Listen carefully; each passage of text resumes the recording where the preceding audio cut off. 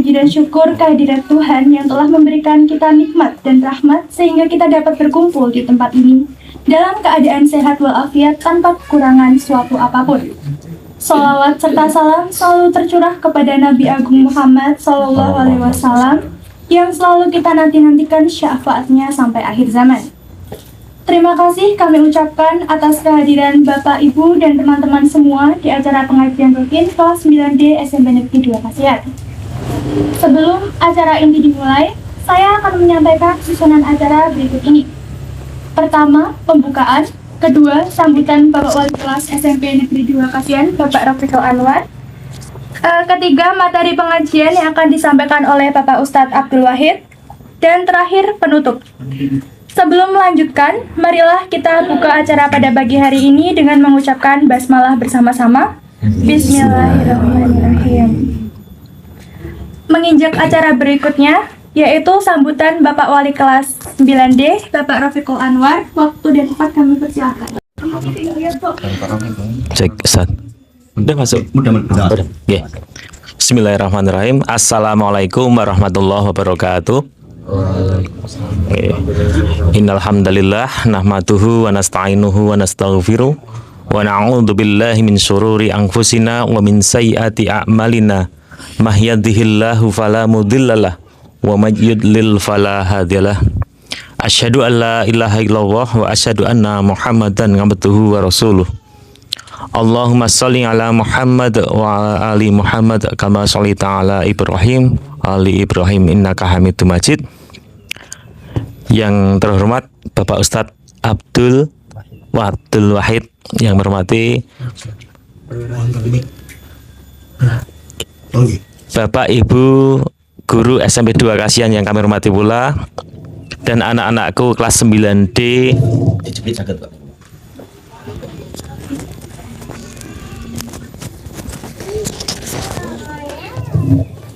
Anakku kelas 9D yang saya cintai dan saya banggakan. Pertama dan utama, marilah kita senantiasa memanjatkan puja dan puji syukur kita kehadirat Allah Subhanahu wa Ta'ala, yang mana pada kesempatan hari ini kita masih diberikan nikmat sempat dan nikmat sehat ya anak-anak sekalian ya, sehingga pada hari ini kita masih diberikan kesempatan untuk bertatap muka, bertolabul ilmi di tempat yang ini, tempat yang indah, tempat asri ini, di rumahnya Mbak Netisa ya. Terima kasih sekali yang sudah menyediakan tempat yang luar biasa indahnya, sehingga di tempat-tempat yang seperti kita bisa bertolabul ilmi. Bapak, Ibu, dan anak-anakku sekalian, kami selaku wali kelas yang pertama ucapkan terima kasih kepada kelompok pengajian kelompok 2 ya.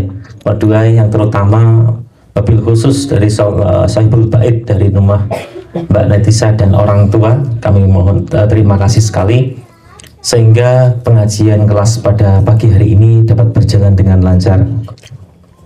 Selanjutnya, yang berikutnya kami mohonkan maaf karena pada pagi hari ini Bapak Kepala Sekolah tidak bisa rawuh di tempat ini karena ada suatu hal yang tidak bisa ditinggalkan, karena beliau ada kegiatan jagong di Turi. Kemudian tadi juga dapat pesan dari Bapak Wakil Kepala Sekolah Pak Agus, insya Allah nanti hadir di tempat ini, tapi malah sedikit terlambat karena beliau rumahnya memang sedikit jauh ya, rumahnya di daerah Imogiri sana. Insya Allah nanti diusahakan untuk bisa menghadiri atau bergabung dengan anak-anak sekalian dan Bapak Ibu guru yang lainnya di tempat sini. Yang berikutnya, kami ucapkan terima kasih pula kepada kelompok 2 yang telah menyediakan tempat dan sarana prasarana sehingga bisa berkumpul saat ini, dan anak-anakku sekalian juga yang telah meluangkan waktunya di saat-saat masa libur, baik libur akhir pekan ataupun akhir semester 1 ini. Namun anak-anak sekalian berusaha untuk meluangkan waktunya untuk menghadiri kegiatan rutin insya Allah 2 bulanan yang telah kita rencanakan sebelumnya. Insya Allah anak-anak sekalian yang berada di tempat ini insya Allah nanti akan ditinggikan derajatnya oleh Allah Subhanahu wa taala. Amin. Bapak Ibu dan anak-anak sekalian, selanjutnya yang bisa kita sampaikan, mohon maaf apabila anak-anak kelas 9D terutama apabila dalam mengikuti pengajian nantinya ada sikap ataupun ada hal-hal yang kurang berkenan, baik untuk Pak Ustadz ataupun dari tuan rumah, nantinya kami mohonkan maaf yang sebesar-besarnya. Pagi hari ini dengan baik dan bisa mengambil ilmu yang disampaikan oleh Pak Ustadz nantinya dan bisa mengamalkan pada kehidupan sehari-hari. Itu ya anak-anak sekalian ya, tolong nanti diikuti dengan baik kegiatan pagi hari ini. Insya Allah nantinya apa yang disampaikan oleh Pak Ustadz Abdul Wahid nantinya akan bermanfaat untuk kita semua, terutama untuk kalian, untuk di kemudian hari, dan insya Allah nanti bisa kita amalkan dalam kehidupan sehari-hari. Saya kira itu saja yang bisa Pak Rafiq sampaikan, kurang lebihnya mohon maaf. Wabillahi taufiq wal hidayah. Wassalamualaikum warahmatullahi wabarakatuh. Terima kasih kepada Bapak Rafiq Anwar yang telah memberikan sambutan. Bismillahirrahmanirrahim. Assalamualaikum warahmatullahi wabarakatuh. Waalaikumsalam warahmatullahi. Innal hamdalillah nahmaduhu wa nasta'inuhu wa nastaghfiruh wa na'udzu billahi min shururi anfusina wa min sayyiati a'malina. May yahdihillahu fala mudilla lahu wa may yudlilhu fala hadiyalah. Asyhadu alla ilaha illallah wa asyhadu anna Muhammadan abduhu wa rasuluh. Allahumma shalli ala Muhammad wa ala ali Muhammad. Ya ayyuhalladzina amanu taqullaha haqqa tuqatih wa la tamutunna illa wa antum muslimun.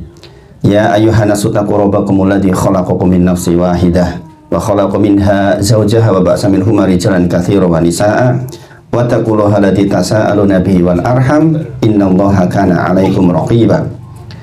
Ya ayyuhalladzina amanu taqullaha wa qulu qawlan sadida yuslih lakum a'malakum wa yaghfir lakum dhunubakum wa may yuti'illaha wa rasulahu faqad faza fawzan 'azima. Subhanaka la ilma lana illa ma 'allamtana innaka antal alimul hakim. Rabbi shrah li sadri wa yassir li amri wahlul 'uqdatam min lisani yafqahu qawli. Amma ba'd. Yang saya hormati wali kelas 9D Bapak Rafiq Hafidhullah, semoga Allah jaga beliau, Bapak Ibu guru, kemudian yang saya hormati pula tuan rumah, tetangga nih Pak Rafiq. Saya kebetulan rumahnya nggak jauh dari sini gitu. Tapi karena jarang beraktivitas jadi kurang kenal dekat. Ketemunya kalau kerja bakti aja. Nah, Mbak netizen juga saya baru tahu sepertinya ini. Masya Allah, alhamdulillah, diucapkan jazakallahu khairan atas tempat yang tadi dikatakan asri. Masya Allah, memang betul ya, tempatnya ini enak sekali, Masya Allah. Dan Seribitan memang masih banyak pohon-pohonan Pak. Jadinya insya Allah lebih kondisinya lebih menenangkan insya Allah. Dan untuk adik-adik semua yang semoga Allah jaga ya, di zaman yang penuh dengan ujian. Tantangan kita, tantangan anak-anak kita memang lebih besar Pak Rafiq ya, dibandingkan zaman kita dulu. Itu saya kuliah saja dulu belum ada gadget, belum ada nih. Orang sering menyebutnya sekarang gadget itu setan gepeng. Karena kalau megang gadget nggak pakai bismillah, nanti yang ditonton yang buang waktu. Subhanallah. Makanya kita di awal ini bersyukur kepada Allah dengan semua nikmat yang Allah titipkan kepada kita. Jadi dengan semua nikmat yang Allah titipkan kepada kita, kita bersyukur adik-adik semuanya. Jadi adik-adik perlu diingat bahwa sehat, bisa melihat, bisa belajar, bisa sekolah di SMP 2 Kasihan itu istimewa Masya Allah, istimewa. Paling pinter di SMP di Kasihan insya Allah Anak saya di SMP 3 nih. Kemarin ke SMP 2 kurang sedikit nilainya. Dan ini anak saya yang pertama kali sekolah umum, karena 3 kakaknya semuanya di pondok. Jadi baru pertama kali mencoba di negeri Pak Rafiq. Sebelumnya kita pasrah ke pondok. Karena memang kita di rumah itu programnya semua harus hafal 30 juz, makanya ya harus imbang, Alhamdulillah yang 3 sudah hafal semua. Ini proses, alhamdulillah ini proses. Jadi adik-adik semuanya itu nikmat dari Allah nggih, bahwa bisa sekolah di tempat yang baik itu adalah nikmat dari Allah Subhanahu wa taala. Yang harus sangat disyukuri. Syukur artinya mengubah nikmat menjadi ketaatan. Jadi kalau sudah diterima di SMP yang baik ya harus lebih baik lagi. Saya tanya kepada adik-adik semuanya, adakah di antara yang hadir ini, adik-adik ini yang sudah punya cita-cita mau masuk universitas mana? Ada nggak? Pengen ke universitas mana besok? Ke UGM. Ke UGM. Adanya ke ITB? Pengen yang dekat UGM. Saya dulu sekolah di SMP kampung, di SMP Negeri 1 Karangpucung namanya, di daerah Cilacap sana, di perbatasan Jawa Tengah Jawa Barat. Itu kampung banget itu. Itu saja dulu ya, tahun itu, tahun 90 kurang. Itu saya sudah berpikir mau masuk ke UGM saya dulu. Pilihannya pokoknya kalau nggak ke ITB, ke UGM. Kayak gitu dulu pikirannya. Jadi ternyata apa yang dicita-citakan pada waktu itu tuh akan mendirect kita, akan membuat jenengan itu bisa mengarahkan bagaimana menuju ke situ. Dan alhamdulillah setelah SMP ke SMA saya hijrah ke Klaten Pak Rafiq, karena pengen mendekat ke tempat yang lebih baik katanya untuk belajar. Saya di SMA 2 Klaten, kemudian alhamdulillah kuliahnya di UGM, di teknik kimia saya dulu, di teknik kimia UGM. Sempat 1 tahun di matematika murni UGM juga, MIPA, pindah tahun berikutnya ke teknik kimia UGM. Nah ternyata apa yang dipikir waktu SMP itu terjadi. Jadi adik-adik semuanya sudah sekolah di SMP yang bagus, cita-cita harus tinggi, jelas. Sehingga ingat ya, apa yang kita peroleh 10 tahun ke depan itu buah dari apa yang kita upayakan sekarang. Apa yang kita dapat sekarang itu perbuatan kita yang masa lalu. Maka perhatikan betul, setiap langkah, tindakan itu akan punya pengaruh di masa depan kita, adik-adik semuanya. Makanya sebenarnya tantangan kita sekarang adik-adik semuanya yang paling penting itu pandai menggunakan gadget ini. Pandai menggunakan gadget.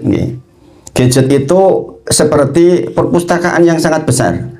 Bisa kita ambil bagian mana saja. Itu desk yang sangat besar yang bisa kita ambil ilmunya, atau bisa justru menyerang kita. Jadi kan kalau misalnya buka video scroll itu nggak habis-habis, itu habis waktunya itu. Itu namanya tertipu oleh setan itu. Tertipu oleh setan. Baik, sekali lagi, pertama tipsnya untuk mencari jati diri atau mengetahui jati diri dan tujuan hidup bagi remaja itu zaman sekarang yang paling utama pinter di dalam menyikapi gadget. Ada anak zaman sekarang pagi-pagi ngantuk karena malam nggak bisa tidur karena gadget. Makanya sekali lagi, kalau mau pegang gadget ucapkan apa? Bismillah. Tambahi a'udzu bikalimatillahi tammati min syarri ma khalaq. Apa enggak itu? Atau a'udzu billahi minasyaitonir rajim. Apa itu? Bismillah, a'udzubillahi minasyaitonirrajim. Nanti jenengan ketika pegang nggak akan keganggu sama setan itu, ya. Ini tips kecil tapi manfaatnya besar sekali, dan keluarga kami begitu. Alhamdulillah. Jadi kita sudah praktekkan, untuk apalagi menjaga hafalan 30 juz itu nggak gampang. Anak saya yang pertama sudah jadi imam di Jogja sini, di Masjid Al Yakin Sinengta. Kalau hari Senin dia imam. Buah dari mau menghafal, mau menjaga hafalan. Ini Abdul juga jadi muadzin sudah sejak dari kecil. Nah ini peran orang tua memang penting, tapi adik-adik sendiri yang akan mengendalikan diri. Makanya sekali lagi ingat-ingat pesan Ustadz hari ini yang pertama adalah pandai-pandailah menggunakan gadget. Saya nggak perlu ngajarilah. Kapan kita mabar itu ya diatur, jangan sehari-hari mabar. Kapan kita nonton itu ya diatur. Kalau enggak nanti habis waktu, kehilangan banyak sekali hal. Nah, adik-adik semuanya, ingat ya, Allah berfirman bahwa la in syakartum la azidanakum. Jikalau adik-adik bersyukur, maka Allah janjikan pasti ditambah nikmatnya loh. Kalau sekarang bersyukur dengan bisa masuk ke SMP 2 kasihan, nanti akan bisa masuk ke SMA 1 misalnya, atau SMA 3, atau SMA 5, atau SMA 8. Bagus semua itu ya, bagus semua. Dulu saya teman teknik kimia itu banyaknya kayak pindah kelas tuh dari SMA 3 sama SMA 1 kayak pindah kelas saja itu dulu itu. Makanya kalau jenengan mau tadi bilang mau ke UGM, masuklah ke SMA 1, masuklah ke SMA 3, masuk ke SMA 8, itu nanti kayak pindah kelas saja dulu itu. Masya Allah SMA 1 Muhammadiyah juga sebagian ada yang masuk di sana, Masya Allah. Maka dari sekarang, ya dari sekarang sudah mulai konsentrasi. Jadi kalau kita udah punya sesuatu yang dituju itu ditarik ke sini, apa-apa yang kira-kira bisa menuju ke sana, gitu. Ya. Jadi ini penting ya adik-adik semuanya, karena kalau enggak disusun nanti enggak akan sampai. Bedanya antara cita-cita dengan angan-angan itu di situ. Kalau cita-cita itu tersusun, kita mau menuju ke sana, tracknya jelas. Oh begini, saya belajarnya begini. Tapi kalau angan-angan, cuma angan-angan kok, pengen lebu game ini dolan wae, orang bakal iso. Jangan perlu tahu masuk sana itu gridnya tidak mudah. Apalagi di teknik dulu saya rebutannya banyak banget. Kalau nggak salah zaman waktu itu 20.000 orang kalau nggak salah diambil cuma 105. Besar sekali persaingannya. Jadi ada konsekuensi yang timbul ketika kita mau masuk ke tempat yang kita tuju. Belajar dari sekarang. Ada Pak Rafiq yang mendampingi, Masya Allah. Kemudian adik-adik semuanya, senantiasa jangan lupa sholawat dan salam kita sampaikan kepada junjungan kita Nabi Muhammad Sallallahu Alaihi Wasallam. Jadi kita tahu Allah berfirman, laqad kana lakum fi rasulillahi uswatun hasanatun. Jadi ada contoh terbaik di dalam diri Nabi Muhammad Sallallahu Alaihi Wasallam dalam semua sisinya. Bagaimana Rasulullah jadi remaja itu yang terbaik. Jadi kan pelajari nih, tentang sejarahnya Nabi Muhammad Sallallahu Alaihi Wasallam ketika remaja. Ada satu kisah menakjubkan, adik-adik semuanya. Ini mas-mas yang masih suka jalan-jalan di kelas 3 SMP ini agak kurang ini karena sudah lagi ujian kan. Rasulullah itu dulu bukan nggak ingin. Suatu ketika Rasulullah itu pernah penasaran dengan acara hajat. Nih, dulu di zaman Rasulullah itu kata acara hajat itu yang berhajat itu kadang-kadang memanggil penyanyi, kemudian tapi penyanyinya agak melenggak-lenggok itu. Nah, kan teman-temannya pada lihat ikut gitu. Satu ketika Rasulullah penasaran pengen ikut gitu, tapi ternyata ketika Rasulullah hendak niat ke sana langsung dibuat ngantuk sama Allah. Tertidurlah dia seharian. Hari kedua begitu lagi gitu. Hari ketiga begitu lagi. Sehingga memang apa poinnya? Kalau pengen sukses di masa dewasa, memang kita jaga diri. Kita jaga diri, adik-adik semuanya. Ada beberapa keinginan yang bisa kita penuhi, ada beberapa keinginan yang tidak harus kita penuhi. Itu namanya pengorbanan untuk mendapatkan kesuksesan. Jadi nggak ada sukses tanpa pengorbanan, itu nggak ada, adik-adik, mustahil. Mimpi di siang bolong, kalau sukses tanpa pengorbanan nggak mungkin. Salah satu imam besar, Imam Nawawi namanya, Imam Nawawi, yang nanti hadisnya saya bacakan. Itu beliau itu ketika kecil nangisnya bukan karena ingin main, nangisnya karena diajak main. Wegah dijak main dolan nganti nangis sebab pengen sinau. Kalau zaman kita kan nangis pengen dolan. Imam Nawawi itu nangis karena dipaksa dolan. Yuk dolan iyo, ini secukupnya. Sampai ada riwayat, beliau itu 2 tahun itu nggak pernah tidur terlentang. Kalau tidur itu sambil duduk karena saking senangnya belajar. Masya Allah, kita tahu sampai hari ini di setiap masjid pasti ada kitabnya Imam Nawawi. Kitab Riyadhus Shalihin, adik-adik mungkin pernah baca. Di masjid dekatnya SMP 2 Kasihan itu Masjid Al-Ikhlas, Sri Mampir juga ada tuh. Kitab Riyadhus Shalihin, kitab Arba'in Nawawi, di sana juga ada itu. Artinya apa? Bayangkan orangnya sudah mati 800 tahun yang lalu, tapi kitabnya dibaca sampai hari ini. Dan itu memang sejak dari remaja sudah berprestasi. Maka adik-adik semuanya, adik-adik diundang hari ini, insya Allah ini bukan sebuah kebetulan. Ketemu saya juga bukan kebetulan. Saya insya Allah orang yang lama berdedikasi di bidang pendidikan seperti ini. Dan saya alhamdulillah dulu sempat ngajar di zaman dulu di Primagama, di Neutron. Jadi saya ngajar untuk mengantarkan anak-anak ke UGM, ke ITB. Maka sekali lagi tidak ada sukses tanpa pengorbanan. Jadi kadang-kadang kita membuang sebagian waktu dolan kita diganti untuk belajar. Memang begitu adik-adik semuanya. Enggak bisa enggak. Memang begitu. Rumusnya memang begitu. Jadi itulah bedanya cita-cita dengan angan-angan. Kalau angan-angan aku pengen lebu ke ITB, ini sinau ini orang tenanan, itu namanya angan-angan. Dan itu nggak boleh, haram dalam Islam. Angan-angan, panjangan angan itu haram dalam Islam. Yang boleh cita-cita. Bedanya apa? Ada tindakan, ada usaha yang nyata.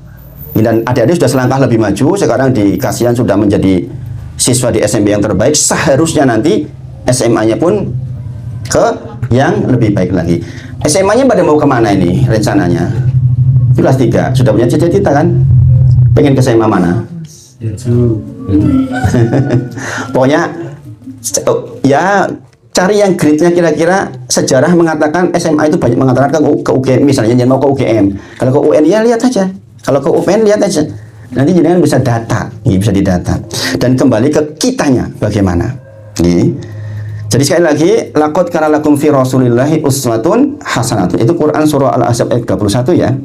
Adik-adik semuanya. Saya orang teknik, jadi kalau ngapal Quran itu dengan angka-angkanya. Terbiasa dari dulu seperti itu.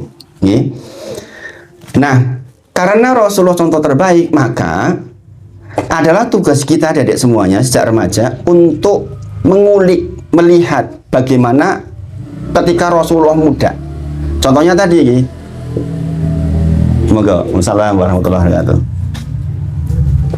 Jadi adik-adik itu di antara kegiatan hariannya, di samping ya di zaman sekarang banyak tokoh-tokoh yang Pak, banyak tokoh-tokoh yang dijadikan panutan kan, tapi tetap saja panutan terbaik adalah Rasulullah Shallallahu Alaihi Wasallam. Maka baca sejarahnya Rasulullah, baca sejarahnya Rasulullah agar tahu bagaimana Rasulullah bersikap ketika remaja, bagaimana ketika beliau belajar.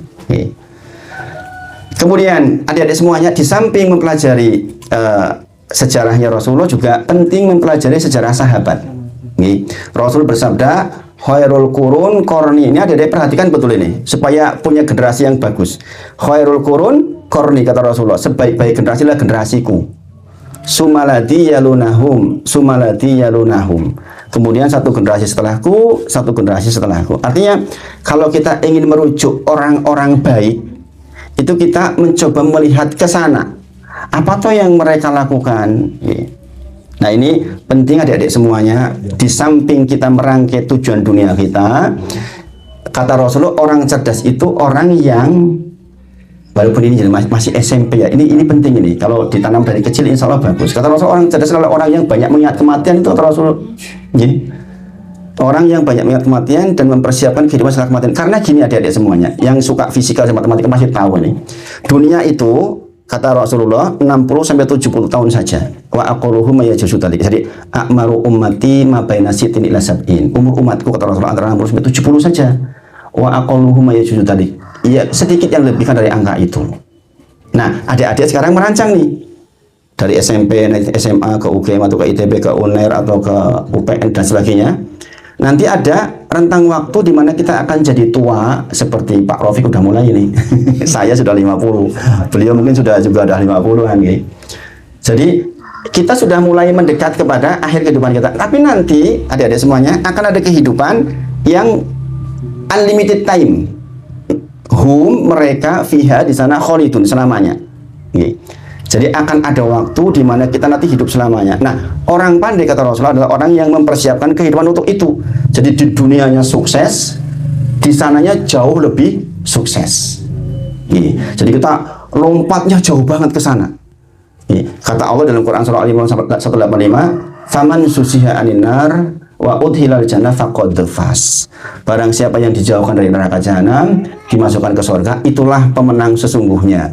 Jadi kalau adik-adik pengen sukses, itu adalah nanti ketika diklaim adik-adik, oh pantas masuk surga. Nah, itu dimulainya sekarang adik-adik semuanya.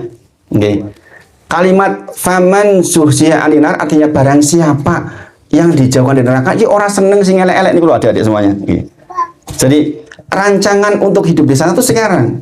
Siapa yang dijauhkan dari neraka jahanam oleh Allah, maksudnya yo sing elek-elek iku gak nyekel HP ndelok sing jelok sing apik.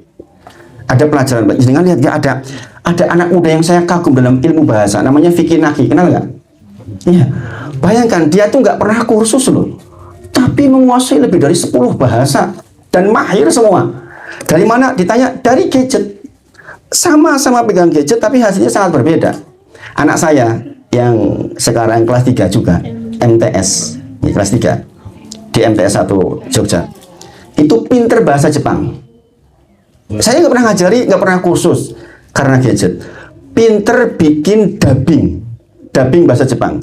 Sekali dubbing dibayar 500.000, 700.000. Followernya di TikTok itu lebih dari 120.000. Itu kelas 3 SMP. Sama-sama pegang gadget, tapi beda kalau tujuannya sudah berbeda. Makanya adik-adik semuanya, Visi misi itu penting, kemudian ambil contoh di generasi terbaik. Makanya di antara kesibukan adik-adik semuanya, ya silahkanlah yang namanya anak-anak kadang-kadang nge-game sekali waktu.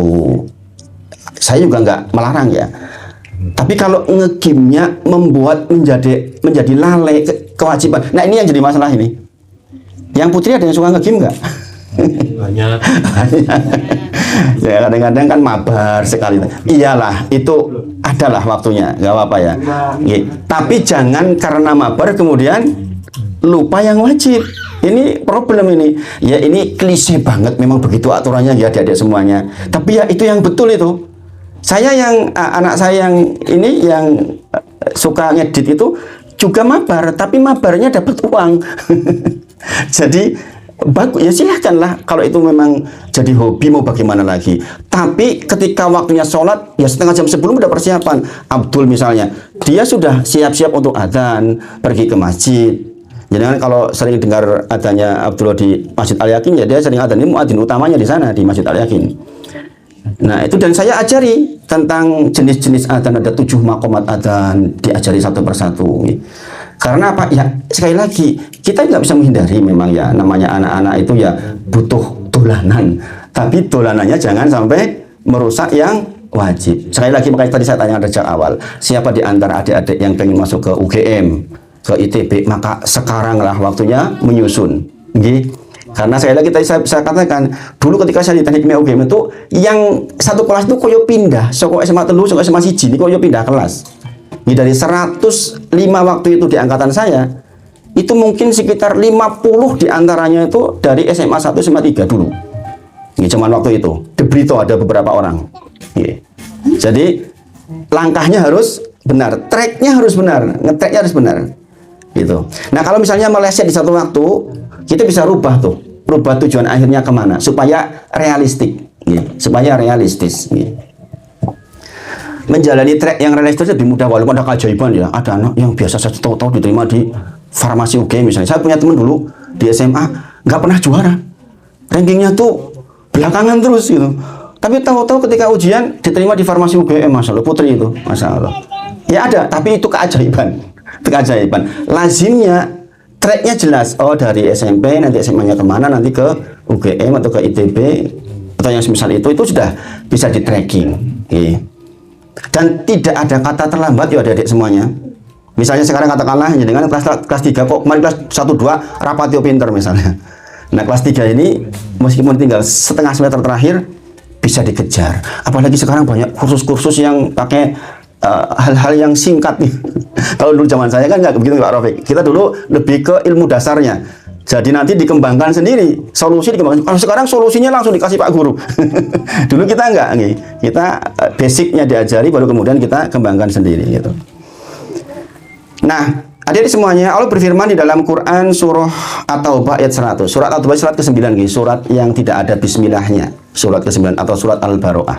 Di ayat 100 dikatakan, orang-orang yang terdahulu lagi yang pertama-tama masuk Islam di antara orang-orang Muhajirin dan Ansor dan orang-orang yang mengikuti mereka dengan baik, Allah ridho kepada mereka dan mereka pun ridho kepadanya. Ini sebuah label bahwa generasi terbaik itu di waktu itu. Sebagaimana sabda Nabi tadi adalah khairul qurun qarni, sebaik-baik generasi lah generasiku. Nah adik-adik semuanya, boleh saja sekali lagi, jangan main boleh, tapi sempatkan waktu ya adik-adik. Misalnya sehari ini saya mempelajari sahabat A. Nih, sahabat Abdullah bin Abbas, Abdullah bin Mas'ud, gitu. Ada waktu begitu, ya setengah jam lah, setengah jam. Nanti akan mendapatkan manfaat yang sangat besar. Ustadz begitu dulu. Padahal Ustadz orang kampung, belum ada gadget, cari buku harus ke perpustakaan. Saya masih ingat, ke perpustakaannya jauh, hampir 25 kilo. Hanya untuk pengen baca tuh 25 kilo dulu. Naik angkot, jauh. Pengen tahu tentang kisah-kisah para sahabat, jauh sekali. Sekarang di depan mata, pakai googling langsung ketemu siapa Ibnu Abbas, langsung ketemu, Masya Allah. Ini pokoknya luar biasa lah. Sekarang perpustakaan di depan mata. Makanya Google itu bak perpustakaan yang sangat lengkap, tergantung kita bisa memanfaatkan atau tidak. Saya lagi contohnya tadi ya, Vicky Naki nggak perlu kursus pinter bahasa warna-warna. Anak saya nggak perlu kursus bahasa Jepang, pinter bahasa Jepang. Bahkan bisa menjadi daber laku loh. Orang Indonesia loh, orang sini bisa dubbing untuk apa namanya, karton di Jepang dan laku itu. Lumayan itu sekali dubbing cuma 3 menit 500.000 itu. Makanya itu keterampilan yang bisa dikembangkan. Kemudian adik-adik semuanya, untuk hari ini saya ambil satu pelajaran dari Nabi Muhammad SAW yang mohon diperhatikan betul adik-adik semuanya. Nanti ya di rumah adik-adik kembangkan sendiri. Ini adik-adik kembangkan sendiri tentang hal-hal yang terkait dengan pelajaran kayak gini. Ini saya ambil dari kitab namanya Hadis Arba'in. Nih, adik-adik saya dulu udah mulai belajar ini waktu SMP loh ya. Saya bacaannya waktu itu bacaan dari barat, Rich Dad Poor Dad. Itu udah dibaca SMP, itu saya baca SMP. Makanya akhirnya bisa masuk ke UGM karena memang sudah rajin dari kecil. Ketika teman-teman masih main, saya udah baca Rich Dad Poor Dad. Saya udah baca-baca yang kayak gini. Hadis Arba'in ini kitab dasar nih, ada 42. Kalau bahasa pondok itu ngaten, orang muslim kok nggak ngerti hadis yang 42 ini yuk kebangetan. Karena ini hadis dasar. Anak saya yang hafal semua tuh hadis Arba'in. Hafal 42 itu hafal beserta matanya, beserta artinya, beserta keterangannya. Hafal nih. Abdul dalam proses. Jadi di rumah salah satunya kita kerjakan adalah itu, orang tua bimbing, track seperti Abdullah itu kegiatannya pagi sebelum subuh sudah bareng saya dijemput. Saya dijemput kalau pagi untuk ceramah di beberapa masjid. Abdullah ikut, yang ngambil gambar kayak gini Abdullah. Kemudian sambil nunggu dia biasanya murojaah, nanti habis itu setoran ke saya. Habis itu baru berangkat ke sekolah SMP. Gitu. Setiap hari begitu. Pulang, sekarang kan karena sudah menjelang libur, kemarinnya pulang sebelum jam 12 kan langsung ke Masjid Al-Yakin sini ngentak adzan. Habis itu baru pulang ke rumah. Nanti asar balik lagi ke masjid, begitu. Nah, kalau seperti itu, insya Allah kedepannya tracknya jelas mau kemana. Dan saya juga melihat adik-adik semuanya, adik-adik juga jangan maksa tadi minta ke UGM misalnya. Ada ternyata pinternya misalnya di bidang seni, keisi misalnya. Nggak masalah. Saya juga melihat anak-anak saya potensinya kemana. Saya tidak memaksakan. Orang pintar matematika, kon maksa matematika ya ora iso. Jadi mana yang paling disukai? Karena masing-masingnya pasti punya hal yang berguna untuk masa depan. Orang nggak pintar ngapal ya jangan suruh ngapal Quran. Susah, nggak bisa-bisa. Jadi ada yang pinternya di desain interior. Saya punya teman, masya Allah, dulu masuk ke UGM nggak lolos. Sekolah di Cokro Aminoto, ini nggak sekolah universitas biasa-biasa mau niku. Tapi sekarang yang borong bangunan di UGM beliau. Jangan tahu yang bangun Taman Pintar beliau itu teman saya ini. Dulu sekolahnya di Cokro, teknik arsitekturnya Cokro. Ya, bukan favorit banget niku. Tapi memang dia pinternya di situ, masya Allah. Sugih sekarang, masya Allah. Kaya raya. Kalau jangan lihat ada dinosaurus di Taman Pintar, dia yang bikin itu. Dia yang bikin. Pernah lihat toh gambar dinosaurus di sana? Sekarang barusan diperbarui itu yang bikin teman saya juga, masya Allah. Nah itu karena apa? Bisa melihat potensi yang ada. Maka adik-adik semuanya sekali lagi, ada yang ke UGM, ada yang ke ITB, ada yang ke UPN. Masing-masingnya sebenarnya bisa sukses semuanya. Apalagi kalau UPN ke pertambangan. Jangan perlu tahu adik-adik semuanya. Pertambangan di Indonesia itu penguasanya dari UPN, lulusan dari UPN. Karena biasanya lulusan itu nanti ngambil adiknya. Kalau jenengan pengen sukses di dunia pertambangan, masuk UPN. Karena di sanalah sumber bos-bosnya pertambangan.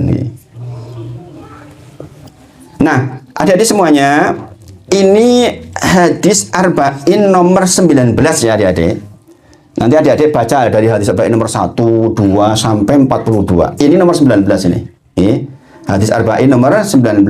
Ada nggak adik-adik yang pernah buka kitab hadis Arba'in? Ada nggak? Belum. Nanti diingat-ingat ya, kata Ustaz ini. Wong muslim kok ora pernah maca hadis Arba'in yang 42 itu kebangetan. Hadis itu ada 7.000 lebih yang sahih. Ya. Kemudian ada hadis-hadis dasar yang setiap pondok itu pasti mengajarkan, yaitu hadis Arba'in. Jumlahnya hanya 42. Siapapun yang menguasai 42 hadis itu, insya Allah ilmu dasar tentang Islam sudah dapat. Kemarin saya ngisi di SMP 2 Sewon untuk guru dan karyawannya. Itu pembahasannya juga kayak gini, urut karena saya udah berkali-kali di sana. Demikian juga di SMP 2 Kota. Tapi untuk guru dan karyawan. Ini pembahasannya urut begini, urut. Jadi ada silabus yang dibentuk karena ngaji itu problematiknya adik-adik semuanya. Adik-adik mulai pikirin ini. besok kalau ngaji itu yang urut, yang ada silabusnya, jangan yang tematik terus, supaya dalam 1 tahun, oh saya dapat ini, oh kitab sholat saya selesai, kitab tentang wudhu saya selesai, begitu itu. Nanti jadi pinter insya Allah, walaupun tidak mondok, karena di pondok ya begitu itu caranya. Nah, hadis ini, masya Allah, hadisnya luar biasa, pas dengan adik-adik semuanya ini. Kata Rasulullah, ya hulam, wahai anak muda. Oh, anak muda ini 12 tahun waktu itu Ibnu Abbas. Jadi kan berapa umurnya adik-adik? Berapa? 14. Ini yang diajak Rasulullah, diajak ngomongin 12 tahun ini. Makanya katakan hulam. Bahasa Arab hulam itu artinya wahai anak muda. Dia adalah Ibnu Abbas. An Ibnu Abbas, dari Ibnu Abbas, Abdullah ibn Abbas radhiyallahu anhu qala kuntu khalfan Nabi sallallahu alaihi wasallam yauman faqala li, suatu ketika saya ada di belakang Nabi Muhammad sallallahu alaihi wasallam, maksudnya dibonceng. Adik-adik semuanya, jadi sekali waktu bonceng Pak Rafiq niku bagus. Sekali-kali datang ke rumahnya Pak Guru, dibonceng, ini dibonceng betulan loh ini. Jadi Ibnu Abbas itu dibonceng oleh Rasulullah. Jadi Ibu Guru, Pak Guru, salah satu cara metodologi Rasulullah mengajarkan kepada anak kita ternyata dekat secara fisik Pak Rafiq. Itu juga yang saya lakukan itu. Jadi saya sama anak saya itu ya pegang secara fisik tangan, dibonceng, ketika dibonceng ke belakang langsung maju. Aku tuh tahu persis kalau dipegang berarti pengen merodo maju. Karena itu salah satu metodologi yang Rasul ajarkan. Bayangkan, beliau ini Ibnu Abbas dikatakan khalfan Nabi, dia berada di belakang Nabi dan sejarah mengatakan maksudnya dibonceng. Jadi tidak ada jarak antara pengajar dengan yang diajar. Kalau zaman saya dulu itu, subhanallah Pak Rafiq, kita ketemu Pak Guru di jalan aja selamat pagi dari jarak jauh. Sekarang kayaknya nggak ada begitu. Dulu begitu, kita masya Allah takdimnya kepada Pak Guru, Bu Guru. Sekarang zaman sudah berubah, tapi ya nggak apa-apa. Dekat sepanjang masih ada aturan-aturan yang tercapai, saya kira nggak masalah. Seperti Rasulullah ternyata membonceng Ibnu Abbas radhiyallahu anhu. Kata Rasulullah, ya gulam, inni u'alimuka kalimat. Wahai anak muda, saya akan mengajarkan kepadamu beberapa kalimat. Nah, kalimat-kalimat ini yang ada diperhatikan. Ini sarannya Rasulullah ke anak muda loh, adik-adik semuanya. Ke anak muda. Makanya saya ambilkan di hadis nomor 19 karena sangat pas dengan apa yang sedang dirasakan adik-adik semuanya. Kata Rasulullah, ihfadillaha yahfadka. Kata Rasulullah apa? Ihfadillaha yahfadka. Jagalah Allah, maka Allah akan jaga kamu. Nah, mungkin dengan berpikir adik-adik, maksudnya jaga Allah gimana? Allah nggak perlu dijaga. Maksudnya adalah Allah itu punya aturan, adik-adik semuanya. Allah itu punya aturan. Oh, adik-adik misalnya ya SMP sudah mulai naksir belum SMP? Sudah mulai pilak-pilik ya wajar. Yang namanya naksir itu wajar. SMP saya juga dulu waktu SMP udah ditaksir ya, udah naksir juga tapi tetap pakai aturan ya. Naksir boleh, naksir laki-laki ke perempuan naksirnya ya, jangan laki-laki ke laki-laki loh ya. Perempuan ke laki-laki naksirnya jangan. Adik-adik semuanya, saya itu menangani anaknya tokoh besar di Jogja. Dia tadinya normal, laki-laki. Kemudian tiba-tiba dia naksirnya laki-laki. Coba, itu namanya apa itu? Gay itu. Perlu diketahui, Jogja Magelang ini, grup gay itu pengikutnya di Facebook itu lebih dari 5.000. Banyak banget toh. Itu kaumnya belut itu. Subhanallah, itu orang yang sangat dilaknat. Dan Ustadz menangani ini nggak cuma satu orang, beberapa orang, bahkan anaknya salah satu tokoh besar di Jogja kena seperti itu, padahal tadinya normal. Maka tadi saya katakan naksir boleh, tapi laki-laki naksir perempuan naksir laki-laki, jangan sesama jenis, itu jelas menyalahi aturan. Nah, itu artinya apa? Jaga aturan Allah. Itu namanya menjaga Allah. Allah membuat laki-laki dan perempuan untuk berpasangan. Jadi yang itu dijaga, jangan sampai nggak dijaga. Kemudian ada batasan-batasan, walaupun naksir ya nggak boleh. Kemudian kita bonceng-boncengan bareng-bareng, ini mengarah kepada perzinahan. Kalau adik jaga itu, kata Allah, yahfadka, maka Allah jaga adik-adik. Apalagi kalau cita-citanya pengen ke UGM kok pacaran sejak SMP, aduh jauh. Teman-teman Ustadz dulu yang masuk UGM rata-rata pinter-pinter itu memang sejak SMP-nya juga sudah jaga diri. Siapapun yang jaga diri, Allah jaga, itu janji dari Allah loh.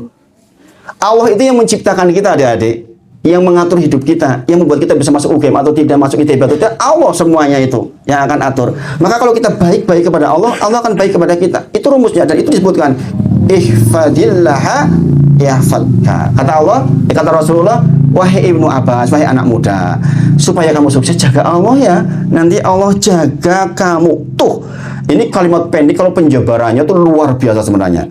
Ini kajian saya, mulai kajian banyak kan, kajian rutin, sehingga satu hadis ini bisa dibahas 3-4 kali pertemuan. Nah, ini dipersingkat untuk adik-adik semua, mudah-mudahan bisa ditangkap maknanya. Kemudian dikatakan ihfadillaha tajidhu tujahaka. Kata Rasulullah, jaga ya, jaga Allah, aturan Allah dijaga ya. Wayai sholat ya sholat, wayai ngerjain PR, ngerjain PR. Ngerjain PR itu tugas dari Allah bukan? Tugas dari Pak Guru, tapi juga tugas dari Allah, dan betul apa? Ketaatan kepada guru. Taat kepada guru itu tugas dari Allah, Bapak adik-adik semuanya. Jadi ketika mengerjakan PR, jangan pikir cuma taat kepada guru, bukan. Juga taat kepada Allah. Karena Allah perintahkan ketaatan kepada guru itu punya barokah. Nih, coba jangan perhatikan. Anak-anak pintar pasti sama gurunya pasti dia taat. Nih. Karena apa? Ada barokah yang timbul di situ. Makanya kalau di pondok-pondok itu ada istilah berkah barokahnya guru. Nek bocah kok, wah nih kalau guru, ya gimana ilmunya nggak bakal berkah, sulit untuk sukses dia. Nih. Jadi kata Rasulullah, kalau adik-adik jaga aturan-aturan Allah, maka Allah datang di hadapan kita. Maksudnya bagaimana? Kalau adik-adik pas futur, pas sulit, ada nggak kadang-kadang futur? Gabut katanya, mau ngapa-ngapain malas, kehilangan saya ini siapa sih ini? Kok kayak gini amat, bosen banget. Itu kalau adik-adik biasa jaga Allah, Allah akan hadir. Ingat kisahnya Nabi Yunus alaihissalam. Dia mengucapkan apa? Di dalam Quran surah Al-Anbiya, la ilaha illa anta subhanaka inni kuntu minadz zalimin. Itu ucapan itu diucapkan di mana? Di zulumat. Zulumat itu 3 kegelapan yang sangat gelap. Dia naik perahu, diundi, karena perahunya keberatan, harus ada yang buang. Diundi 3 kali, dia terus tuh yang kena tuh.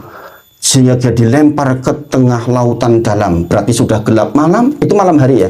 Kemudian di tengah lautan, udah gelap banget, kelambung ikan.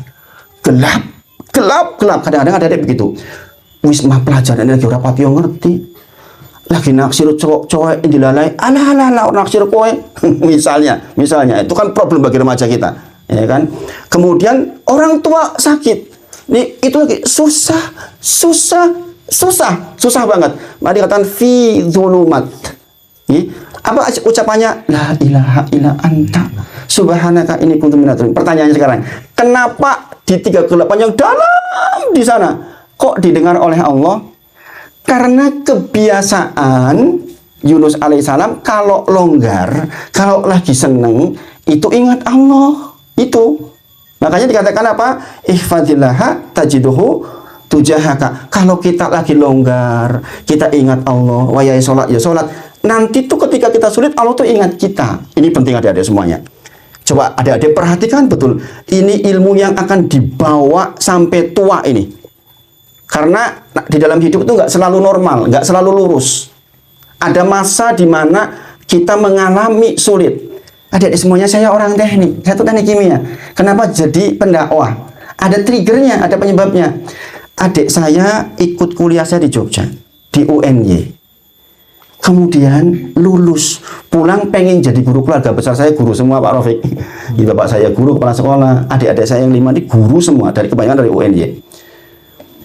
Itu pulang bulan November daftar pegawai negeri, boncengan sama kakak beradik. Jatuh karena jeglongan, jatuhnya ke kanan, motornya ke kiri, ditambani truk. 2 meninggal sekaligus. Hilang kepalanya sebagian segini nih. Itu anak usia 20 tahunan, 22 tahun. Itu lagi mekar-mekarnya, lagi cantik-cantiknya. Namanya Alam Sri Subekti, namanya aja udah aneh ya. Karena di keluarga saya namanya semuanya pakai Ningsih. Kakak saya ada Nur Suranti Ningsih, Uriyanti Ningsih, Fis Wahyu Ningsih. Ini adik saya ini namanya Alam Sri Subekti, beda sendiri. Adiknya Dewi Larasati Ningsih. Endah Lestari, 9 saya keluarga saya.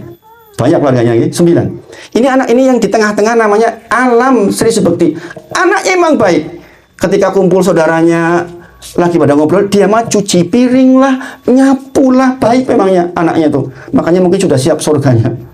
kakak beradik, satunya calon mantu, salah satu calon istri adik saya yang terakhir, jadi putri-putri, itu jatuh ke lindes truk. Saya di Jogja dikabari, Mas, adik meninggal. Hah? Semalam barusan ngasih kabar ke saya. Saya pulang itu, bawa bandosa itu, ya, didorong, dan bawa kresek yang isinya sebagian daging-daging adik saya. Sejak itu saya bilang sama istri, kita nggak bisa hidup dengan cara yang sekarang. Saya waktu itu pengusaha properti adik-adik semuanya. Saya tukang bikin perumahan. Bisa saya semester 4 di UGM itu udah mulai bikin perumahan. Akhirnya saya berhikmat untuk terjun ke dunia dakwah. Karena apa? Ternyata mati itu nggak harus nunggu tua adik-adik semuanya. Ya, coba itu lagi senang-senangnya hidup. November Pak kalau di sana pendaftaran apa namanya itu pegawai negeri CPNS itu. Waktu itu dan angkatannya dia tuh diangkat semua. Setelah itu Pak ada guru bantu itu, Masya Allah.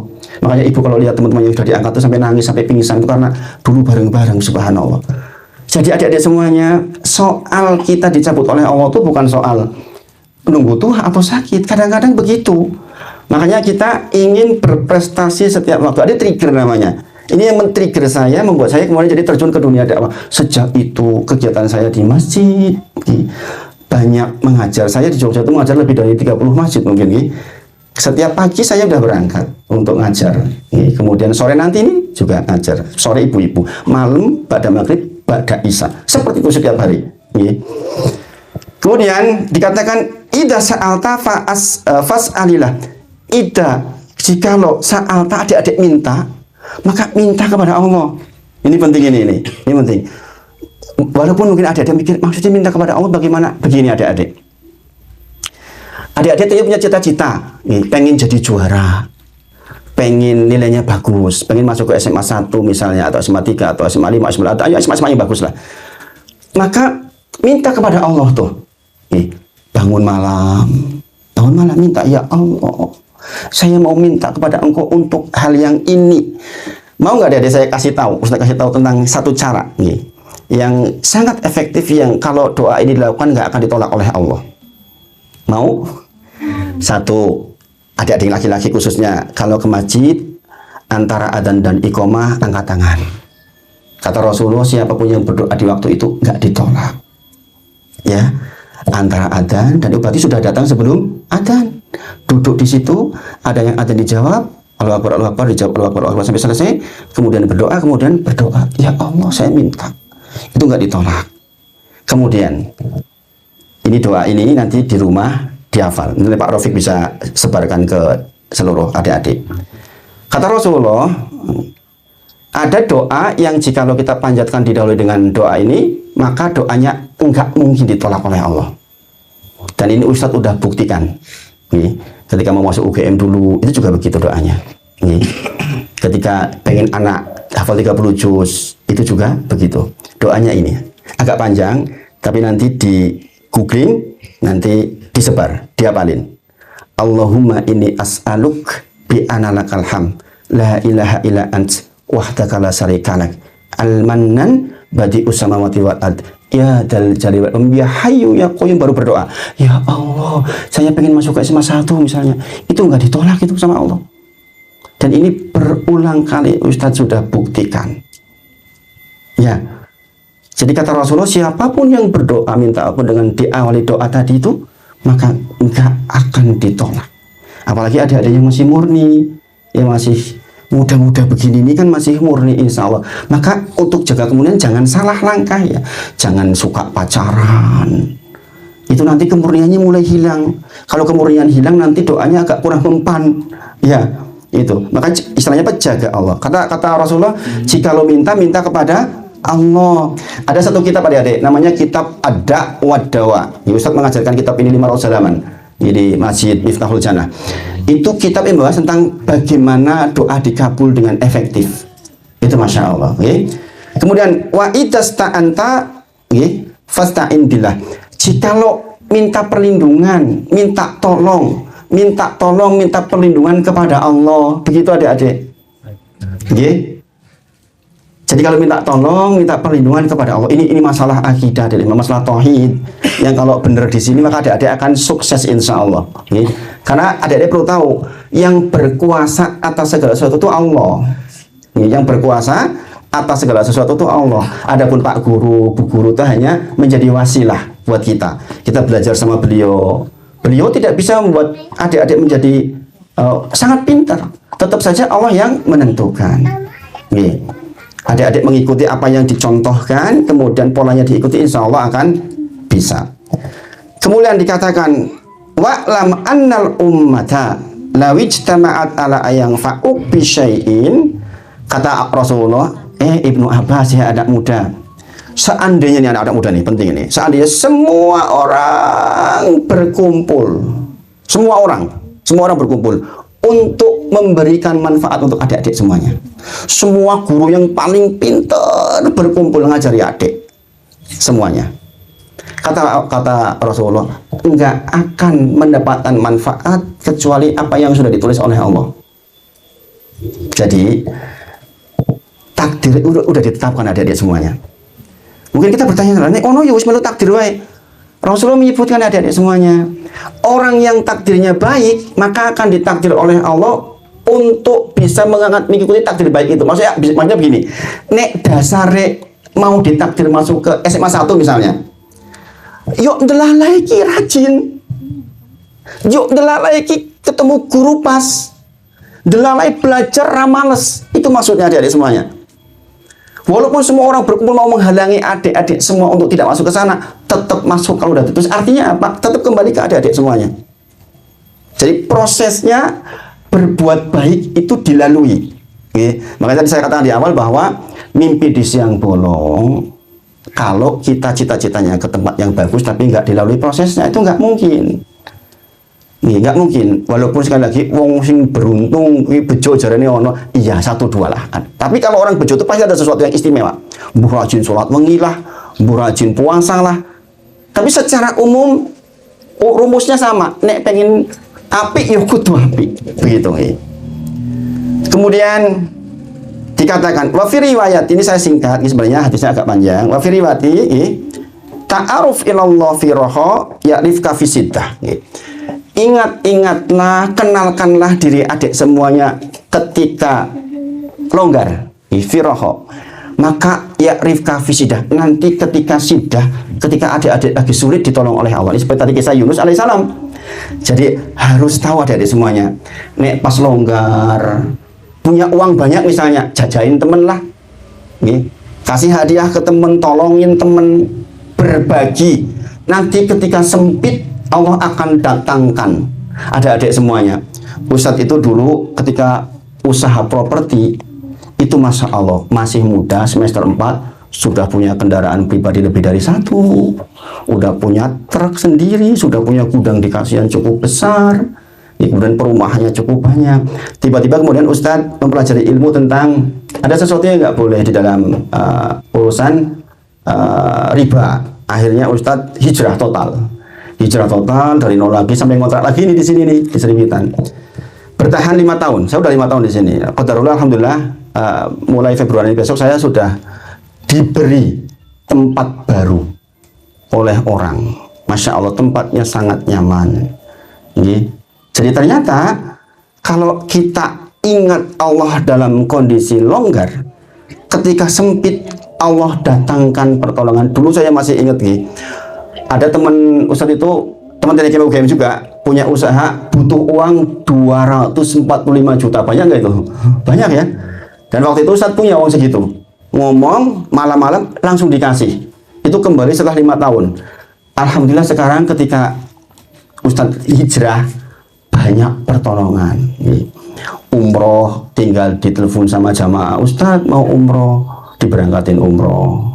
Rumah nggak ada, ditelepon, Ustadz pindah ke rumah ini, masya Allah. Nah itu adik-adik semuanya. Jadi kalau kita jaga Allah, maka Allah akan jaga kita. Maksud jaga Allah tadi apa adik-adik? Bertakwa maksudnya, jangan langgar. Jadi adik-adik semuanya kalau bergaul jangan di haula hima namanya. Hima itu namanya daerah larangan. Nih, jadi Rasulullah pernah menceritakan ini ada daerah larangan, ini namanya hima ini. Lapangan lah, lapangan. Kata Rasulullah, jangan menggembala kambingmu haula hima. Haula itu di sekitar sini nih. Di sekitar sini. Jadi ini adik-adik menggembala kambing, misalnya punya kambing ini, kita gembala nih. Itu jangan di sini. Sebab kalau adik-adik ngantuk, nanti gembalanya masuk ke sini, masuk ke daerah larangan.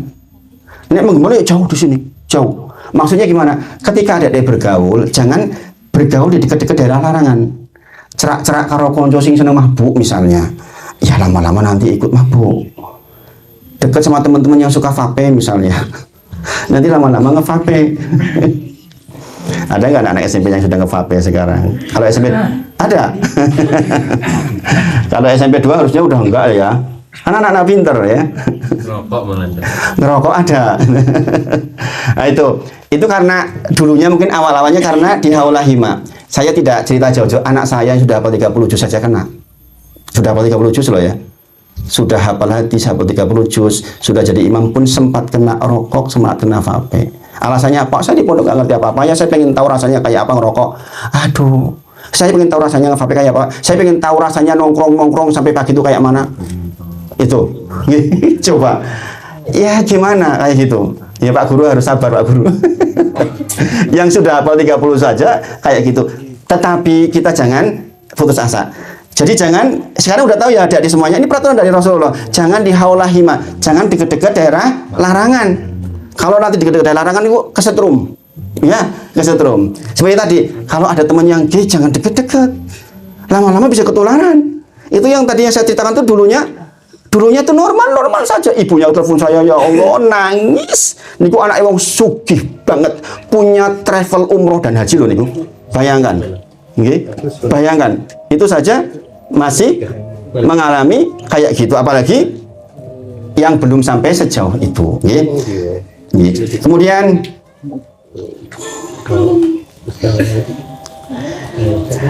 nah itu prinsip-prinsip ini sampai jam berapa Pak? 10.32 sudah cukup belum? Jadi ini yang dipesankan Ustadz hari ini, mudah-mudahan bisa memberi manfaat untuk adik-adik semuanya.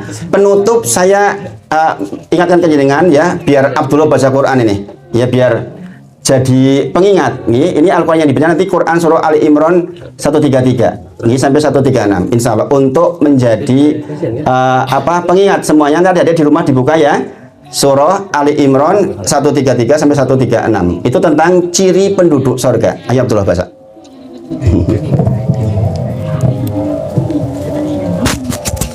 Untuk penutupnya baca Quran, kan biasanya kan pembukanya baca Quran gitu.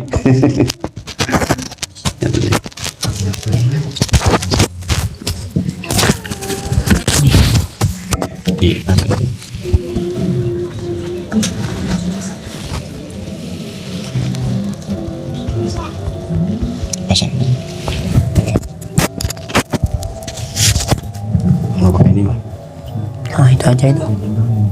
Katanya habis.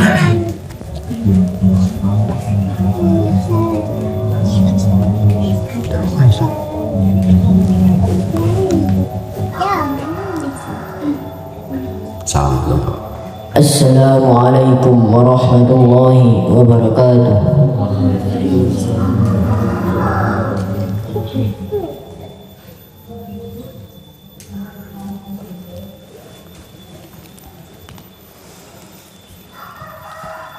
A'udzu billahi minasy syaithanir rajim.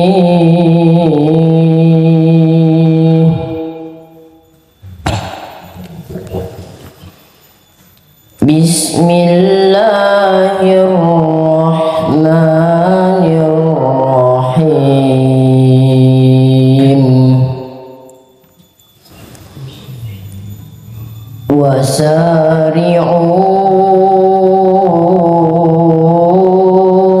ila maghfiratin min rabbikum wa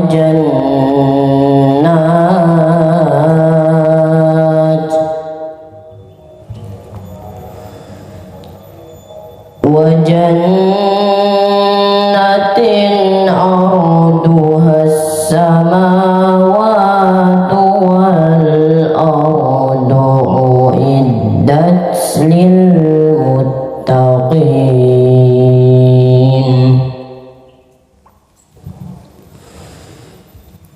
alladzina yunfiquna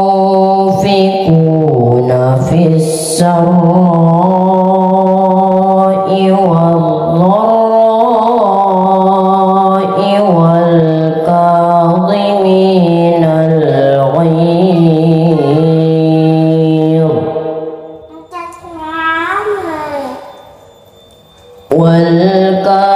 والكاظمين الغيظ والعافين عن الناس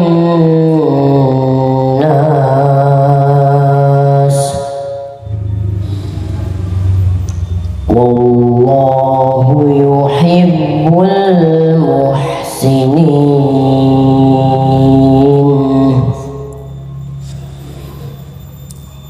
والذين إذا فعلوا فاحشة أو ظلموا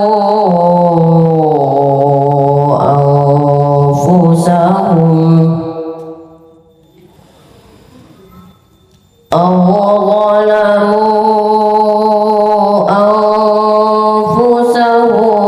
ذكروا الله فاستغفروا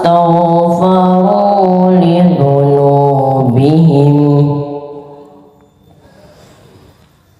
ومن يغفر الذنوب إلا الله ولم يصروا على ما فعلوا وهم يعلمون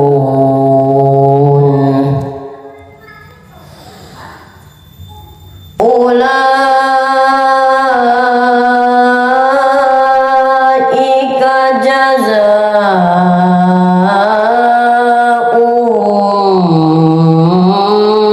مغفرة من ربهم وجنات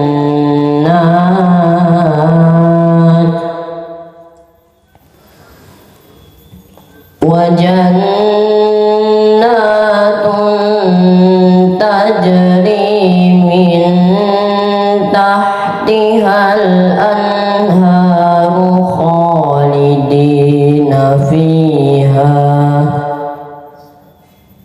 ونعم أجر العاملين صدق الله العظيم والسلام عليكم ورحمة الله وبركاته.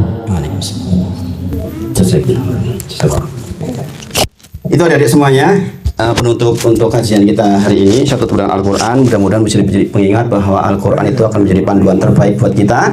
Jadi bahwa inilah kitab, tidak ada keraguan di dalamnya, petunjuk bagi orang-orang yang bertakwa. Maka pelajari adik-adik semuanya, mudah-mudahan bisa menjadi teman sepanjang hidup, dan mudah-mudahan sukses untuk adik-adik semuanya. Mohon maaf jika Ustadz ada kekeliruan dalam menyampaikan. Mohon maaf sekali lagi kalau kurang berkenan di hati. Wa akhiru da'wana alhamdulillahirabbil alamin. Assalamualaikum warahmatullahi wabarakatuh.